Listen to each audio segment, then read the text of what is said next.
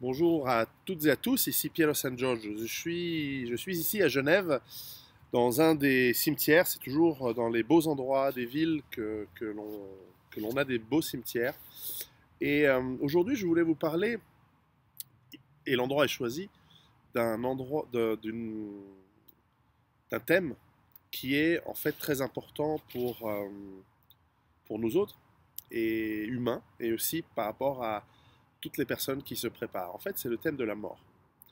Et c'est un thème sous-jacent dans tout ce que l'on fait, dans la préparation de l'avenir, dans tous les thèmes de préparation aux catastrophes ou à éventuellement les effondrements économiques que je théorise et que je prévois. Eh bien, la mort, c'est le sujet sous-jacent, c'est le non-dit, c'est ce que les Américains appellent l'éléphant dans le living room, the elephant in the room. C'est en fait le sujet qui fâche aussi, et qui fâche parce qu'il touche non pas de manière explicite, mais justement de manière inconsciente, quelque chose de très profond en nous tous. C'est-à-dire que l'être humain a toujours eu cette peur, on peut l'appeler comme ça, envers la mort. Si on remonte il y a très très très longtemps, quand l'être humain vivait de manière encore, entre guillemets, chasseur-cueilleur ou dans des situations très très simples, enfin, comme la plupart des animaux, on mourait parce qu'on était trop vieux ou trop faible et on se faisait attraper par un prédateur. Vous savez que nous ne sommes pas très haut dans la pyramide alimentaire, nous sommes en fait de la nourriture pour gros chats, et donc, ou pour des pitons, ou pour des serpents, ou alors nous nous blessions, et à ce moment-là, la blessure, coup de griffe, une fracture en tombant d'un arbre, ou lors d'une chasse, eh bien, faisait que l'on mourait. Et également, les enfants pouvaient mourir à la naissance, ou les mères pouvaient mourir en accouchant. Et donc cette mort, elle était relativement acceptée, probablement triste, puisque nous sommes depuis longtemps, depuis des millions d'années, des animaux assez évolués, avec un cortex très évolué. Et donc nous avons cette capacité d'avoir des sentiments, comme c'est le cas aussi dans de nombreux autres mammifères qui euh, ressentent la mort de leurs congénères, de leurs parents, de leurs filles, de leurs enfants, de leurs petits, de manière intense. C'est clairement prouvé aujourd'hui. Et là où ça devient un petit peu plus complexe, c'est quand nous avons commencé à mourir de vieillesse, parce que nous nous sommes organisés en tribus, en clans, beaucoup plus sophistiqués, avec des outils qui ont permis aux vieillards et aux vieilles des clans humains de ne plus mourir attrapés par les bêtes féroces, mais de rester s'occuper des petits, des enfants dans les cavernes, etc. Et donc, nous avons commencé à avoir des morts de vieillesse. Et ça, la mort de vieillesse, c'est un mystère. C'est un mystère qui a probablement été à la source d'une certaine spiritualité, et l'on voit que l'être humain a une certaine spiritualité pour probablement, entre guillemets, exorciser ou trouver une solution à cette énigme qu'est la mort. Que se passe-t-il? Où on va? Est-ce qu'il se passe quelque chose? Et donc, très vite, à partir du moment où on donne une explication, on explique, tout comme on explique les phénomènes naturels qui à l'époque étaient inexplicables, comme la foudre, les orages. On explique la douleur de la mort comme étant quelque chose de voulu par des forces supérieures, des forces peut-être de la nature, ou ce qui a été inventé, des dieux, ou un dieu plus tard. Parce qu'ils étaient radins, et en avoir plein, ça devait probablement coûter très cher, donc ils en ont inventé un. En fait, c'est les Égyptiens qui ont inventé le dieu unique. Et probablement, cette mort, elle est clairement quelque chose qui nous angoisse, qui nous génère de l'anxiété, qui nous fait peur si on n'y réfléchit pas et si on n'a pas une philosophie qui nous permet d'apaiser cette approche. Alors, loin de moi de dire, d'accuser quiconque d'avoir peur de la mort, c'est quelque chose de très naturel, et celui qui dit de ne pas avoir peur de la mort, eh bien, il peut le dire parce qu'il est vivant et en bonne santé, et on verra bien, ce n'est que face à cette mort, dans son lit, lorsque l'on a ses derniers soupirs, ou en guerre ou en bataille ou dans un accident, ou lorsque l'on est malade et blessé, que là on va pouvoir vraiment dire si on a peur ou pas face à cette mort. Donc ça sert à rien de faire du faux courage ou de tergiverser longtemps par rapport à cette approche de peur ou pas peur. Nous sommes tous, en tout cas, à la même enseigne, et il y a bien deux choses qui rendent les humains, où tous les humains sont mis devant il y a deux choses qui sont pareilles pour tout le monde, riche, pauvre, grand, petit, etc., intelligent, idiot. C'est que le temps s'écoule à peu près de la même vitesse pour tout le monde, et nous allons tous mourir. Ce sont les deux seules choses où je trouve d'un point commun universel à tous les êtres humains, en tout cas, et probablement vivants à travers le monde. Donc, vous savez, il y a aussi un élément de douleur. Vous savez que jusqu'au 19e siècle, jusqu'au début du 19e siècle, à peu près 50% de nos enfants mouraient avant d'atteindre l'âge adulte.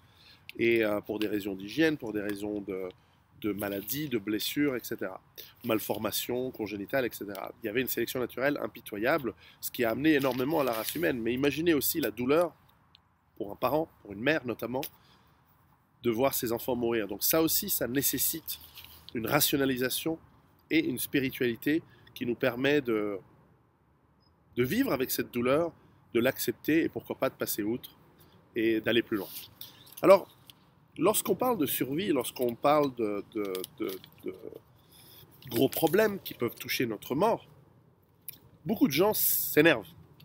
Et parmi les gens qui sont dans le déni de tout ce qui peut nous arriver dessus, il y a des gens qui ne veulent pas avoir la mort, qui sont dans le déni total et que ça ne peut pas arriver. Et c'est d'autant plus compréhensible que notre monde moderne en Occident, c'est pas du tout le cas en Afrique, c'est pas du tout le cas en Asie, mais en Occident, nous avons évacué la mort. Nous ne voyons plus les morts, nous ne voyons même presque plus les vieux. À quel point les personnes vieilles ou mourantes sont mises dans des hôpitaux spécialisés, dans des maisons de repos comme on appelle, ou simplement dans des mouroirs, ou alors à l'hôpital dans des unités de soins palliatifs ou de soins intensifs, où ces personnes vont mourir souvent à côté, sans que personne soit là, en tout cas pas les membres de leur famille.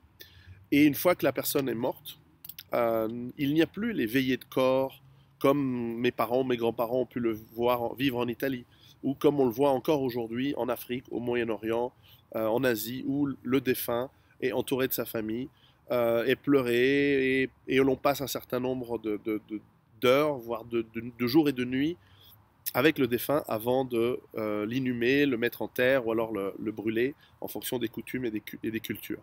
Et donc, nous avons évacué cela. Moi, j'ai des très mauvais souvenirs d'enterrement de personnes âgées qui étaient dans la famille proche, d'amis, donc des parents de certains amis, où en fait on enterrait les gens à la va-vite. Voilà, on leur avait dit, voilà, ton grand-père est mort. Ils viennent, ils voient un cercueil fermé, on le met en terre, une messe vite faite, une cérémonie vite faite, et puis bon, voilà, le jour repart. À l'extrême opposé, on voit par exemple dans des pays du Moyen-Orient ou en Italie du Sud, c'était encore le cas il y a quelques décennies, où il y a des cortèges avec des pleurs, il y a même des pleureuses professionnelles qui vont pleurer et qui donnent un sens de drame pour que l'on sente l'importance du départ.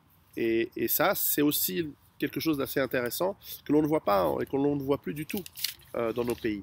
Et donc nous avons évacué la mort. Et donc quand quelqu'un comme moi vous parle d'effondrement économique et à la limite traite le sujet à la légère en disant vous allez être de toute façon des millions à mourir et de toute façon voilà, si vous ne faites pas ceci, cela, si vous n'avez pas une latitude, les compétences, etc., vous avez des grandes chances de mourir. Pour beaucoup de gens, c'est un choc émotionnel très très fort et j'en suis conscient. J'en parle pas, mais j'en suis très conscient. Et si une partie de ces personnes passent outre ce choc et réagissent par la réflexion et par la compréhension et transforment leur ressenti en quelque chose qui leur permet de faire une action et qui va leur permettre d'agir, et comme je dis toujours, essayer de guider leur vie et prendre la responsabilité de leur vie, ça c'est bien. Mais d'autres, soit s'enferment dans le déni, soit deviennent agressifs. Et c'est souvent le cas j'ai souvent des commentaires qui sont importants, c'est qui ne me touchent pas évidemment, et je les prends pas mal non plus. De commentaires de gens qui me disent au fond, tout ce que tu fais, c'est que tu as peur de mourir, ou alors, voilà, si tu as foi en Dieu, tu n'auras pas de soucis. De toute façon, Dieu a notre destinée en main, etc., etc. Ça, on peut y croire, on peut y croire. On peut y croire ou ne pas y croire. Moi, je n'y crois pas. Moi, je crois que nous avons tous, d'une certaine manière, notre destinée en main. Et ensuite, il y a des choses que nous ne contrôlons pas. Si, là, tout à l'heure, en marchant pour rentrer chez moi, je marche sous un arbre, une branche se casse, et qu'elle vient sur ma tête, et qu'elle me fracasse la colonne vertébrale, et je me retrouve paraplégique, c'est une histoire vraie, c'est arrivé à un ami. Pas de chance, pas sous un arbre. Bon. Alors on peut dire c'est le destin, c'est Dieu, c'est tout ce qu'on veut. N'empêche qu'il n'y pouvait rien. Et alors, il aurait pu prendre un café 5 minutes de plus, et il serait passé après que la branche soit tombée, ou il aurait pu se dépêcher, et la branche serait tombée après lui. Ça, c'est l'extrême extraordinaire chance ou malchance que l'on peut avoir dans la vie, et c'est un facteur déterminant d'avoir ou pas de la chance. Mais enfin, euh, à part ces éléments du destin, on peut appeler ça comme ça, qui nous laissent songeurs, on peut croire ou pas croire, mais la question n'est pas, à la limite, d'avoir confiance dans ce qui vient après la mort. La question, c'est évidemment qu'est-ce qu'on fait pendant notre vie. Et notre vie, elle est en tout cas, de ce que l'on sait, nous n'en avons qu'une. Et quand bien même la réincarnation serait un truc qui existe, moi j'y crois pas non plus, eh bien les personnes qui se réincarnent n'ont pas conscience de la vie d'avant. Donc la vie dans laquelle vous êtes conscient, c'est la seule que vous avez, et c'est la seule dans laquelle vous pouvez vivre pleinement. Alors ça ne veut pas forcément dire uniquement jouir de tout ce qui est bon et tous les plaisirs de la vie. Il faut aussi jouir des plaisirs de la vie. Je ne suis pas un calviniste. Comme ici, on a tendance à nous avoir fait croire qu'il fallait vivre avec souffrance.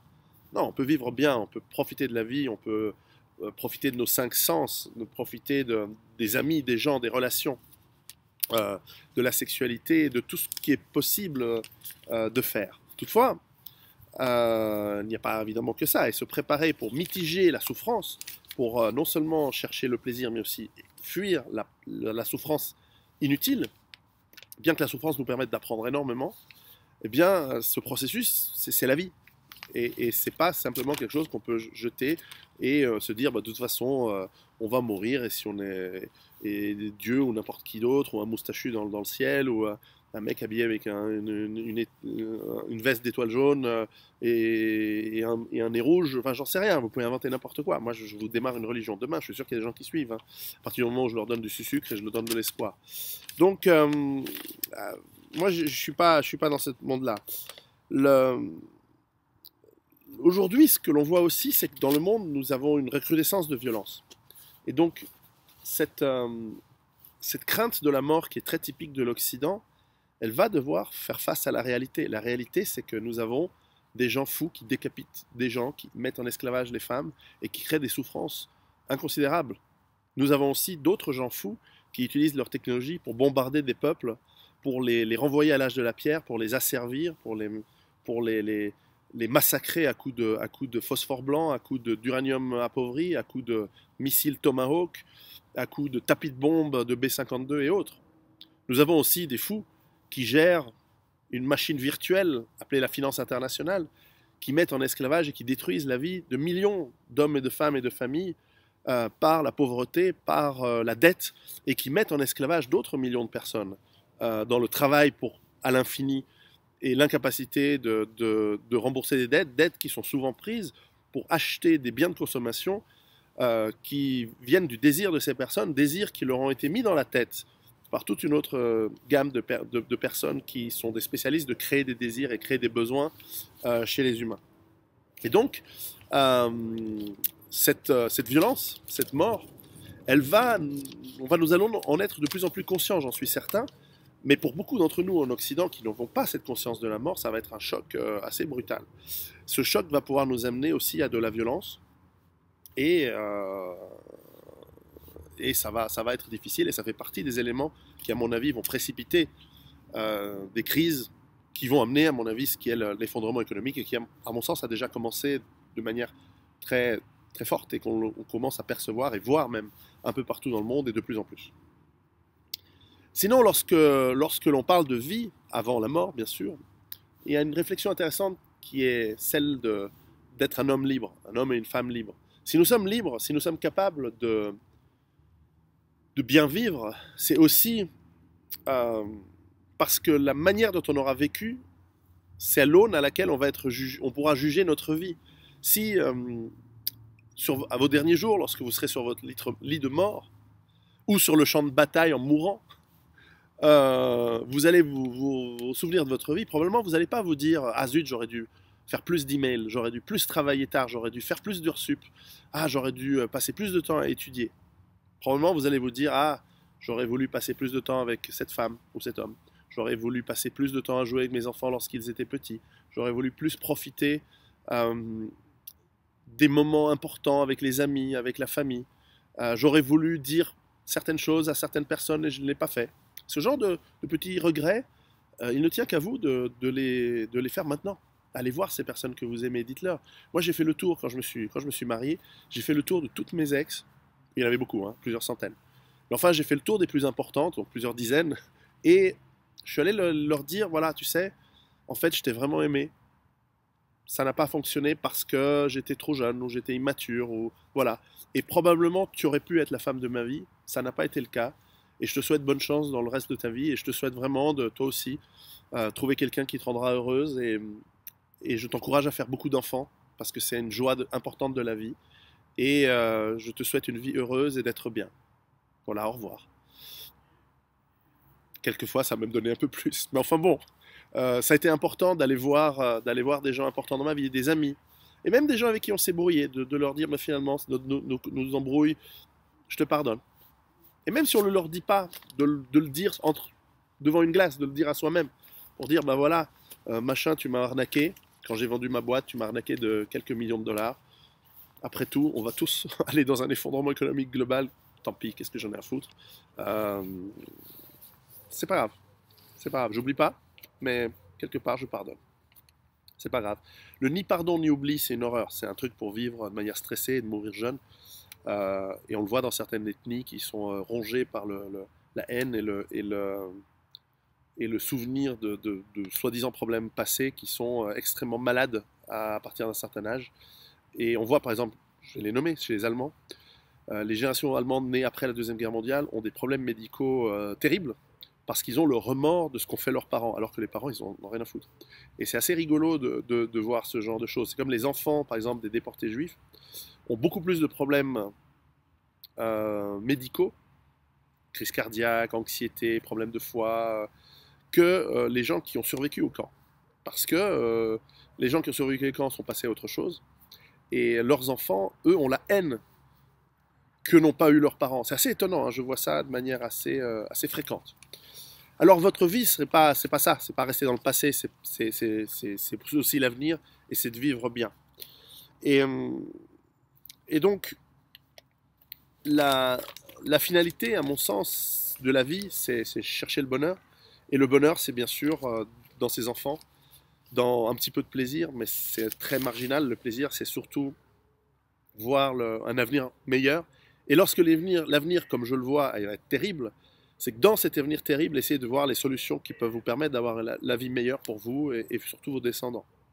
Et enfin, de prendre le temps, et ici c'est l'endroit idéal, de se souvenir de nos ancêtres, de nos parents, de nos grands-parents, de nos arrière-grands-parents et de nos ancêtres de manière collective, les peuples qui nous ont amenés là où nous sommes, parce qu'eux ont survécu, parfois dans d'atroces souffrances, parfois dans des tribulations très difficiles, pour que nous puissions être ici et avoir la vie que l'on a et passer le témoin de notre connaissance, de notre civilisation, de notre savoir, et pour certains d'entre nous, de notre courage, de notre maîtrise, de notre force, de notre capacité à être ce que nous sommes à nos enfants et à nos descendants. Et donc ce lien, nous sommes tous, chacun de nous, un lien entre nos ancêtres et nos descendants, et nous devons en être dignes, fiers et en surtout conscients. Et pas vivre notre vie entre McDonald's, télé-écran plat, pute et joint. Il y a d'autres choses plus intéressantes dans la vie.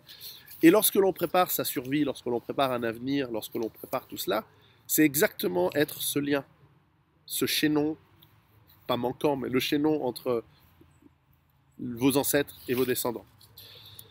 Après, s'il va y avoir des souffrances, sachons mourir dignes, sachons mourir la tête haute, sachons mourir en regardant notre ennemi en face. Si nous allons nous faire égorger, montrons-lui de quel courage nous sommes faits, sans peur, affrontons la porte, du moins autant que ce soit possible, personne ne peut le savoir.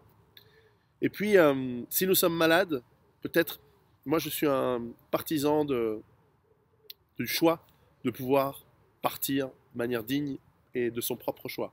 Moi je pense que si un jour j'étais très malade, à ce moment-là je ferais en sorte de terminer mon existence de manière rapide, après avoir dit ce que je pense et au revoir aux gens.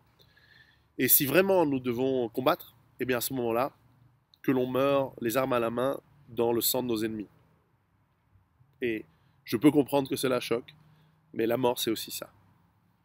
Et si nous nous retrouvons donc au Valhalla ou au paradis ou simplement sous terre en train de se faire dévorer par les vers et surtout se faire décomposer, eh bien c'est pas grave, nous aurons au moins vécu une vie pleine, nous aurons vu la transmission de notre savoir et de notre civilisation à d'autres. Et tout ce qui nous reste, c'est à ce moment-là, lors de notre dernier soupir, le souvenir d'avoir une vie qui a été bien pleine et surtout qui a servi à quelque chose pour nous. Après, nous verrons bien. Et pour conclure, ce que je voulais dire, c'est que beaucoup d'entre vous, certains, envoient des messages comme quoi on peut avoir peur ou que le salut vient seulement dans la croyance de telle ou telle imagination, choses imaginaires. C'est pas grave. C'est pas grave si cela vous permet de donner du sens à votre vie, si vous voulez imaginer, quelle que soit la chose qui existe, et que, quelle que soit cette mythologie à laquelle vous croyez, si elle peut vous rendre fort, digne, heureux, tant mieux, tant mieux. Et si vous ne croyez en rien, eh bien tant mieux aussi. Vous allez aussi rationaliser votre vie sur d'autres choses. Il n'y a pas besoin de croire aux esprits de nos ancêtres pour en être digne. Il n'y a pas besoin de croire à la vie après la mort pour vivre une vie d'homme libre. Et donc, sur cela, sujet qui mériterait des heures et des heures de discussion, qui mériterait d'aller justement déterrer et de sonder l'âme de nombreux philosophes du passé, mais il n'y en a pas beaucoup qui ont vraiment compté, donc ça pourrait être relativement rapide. Et sans me prétendre loin de là d'un niveau microscopique de ces philosophes-là, comme Platon, Aristote, eh bien pensons à notre vie, profitons, et en cette année qui se termine, 2014, alors que nous entrons dans une année qui va être, à mon avis, très difficile, 2015, prenons du temps à penser à notre vie, à nos ancêtres, à nos descendants, même ceux qui ne sont pas encore là, et prenons du temps pour réfléchir à ce que va être la fin de notre vie, et si nous sommes en train de faire ce qu'il faut pour que nous en soyons satisfaits et que nous en soyons dignes. À très bientôt. Je ne l'ai pas inventé, hein.